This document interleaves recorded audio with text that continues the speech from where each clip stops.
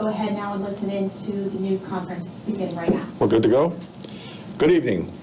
My name is Gary Wilson. I'm the Chief Deputy here at the St. Lucie County Sheriff's Office. I want to thank you all for coming on such short notice. As was said at the beginning of this investigation, a fire at any place of worship, regardless of your beliefs, is a tragedy. In this case, our early investigation revealed evidence that clearly led us to believe that this was an arson case. Along with the St. Lucie County Fire District, federal, state partners, the FBI, ATF, FDLE, and the Florida State Fire Marshal's Office immediately offered their assistance to our agency in any way necessary. As a result of their assistance, tireless work of the men and women of the St. Lucie County Sheriff's Office, an arrest in this case has been made just 65 hours after the fire was reported. At this time, I'm going to turn the podium over to Major Dave Thompson, who has coordinated this investigation since the onset. Good evening, everybody, and I know we've spoke many times in the last 65 hours. I'm proud to stand here and announce that this afternoon, a Joseph Michael Schreiber, 32 years of age, was arrested in the 100 block of Depot Drive in Fort Pierce today. Tips from members of the community, along with surveillance video from businesses and homes along Midway Road and the Torino Parkway, matched an individual on a motorcycle at the times in question, with video surveillance obtained from the Islamic Center of Fort Pierce, which we did release to you earlier in this investigation. Schreiber lives in the 5700 block of Northwest Zenith Drive, which is off of Torino Parkway in Port St. Lucie. A search warrant was obtained for Schreiber's house and was served and conducted. During the search warrant revealed Schreiber's owns a motorcycle that was consistent with the surveillance footage. Other evidence collected at the house also linked Schreiber to the arson. An examination of Schreiber's social media account also shows multiple anti-Islamic posts and comments.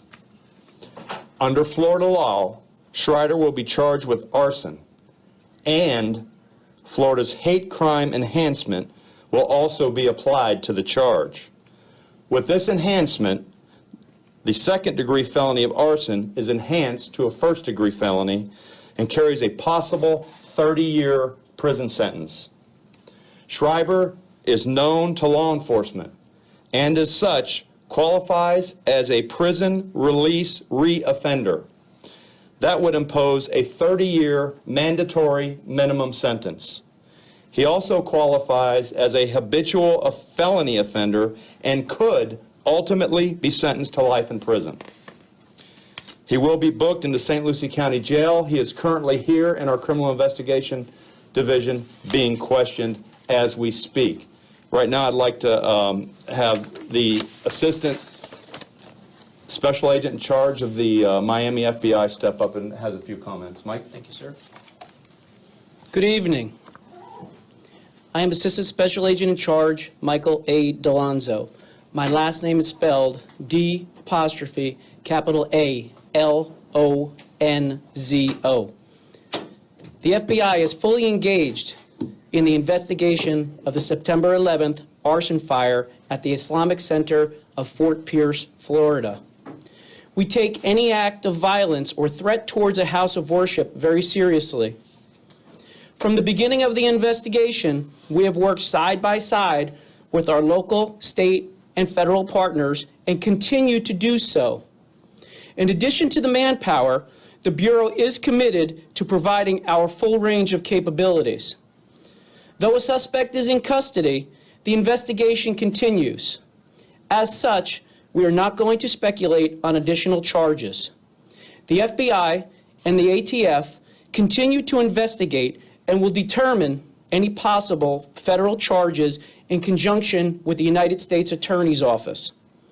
I especially want to thank the St. Lucie County Sheriff's Office, the St. Lucie County Fire Department, the State Fire Marshal, the Florida Department of Law Enforcement, and the ATF for their hard work on this case. Only through the cooperation of the dedicated men and women of these organizations were we able to bring this individual to justice. Chief?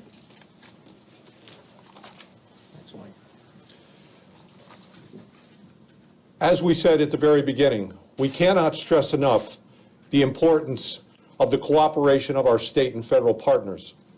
This investigation would not have concluded as quickly as it had if it had not been for all of the cooperating agents, officers, deputies that were involved in this case.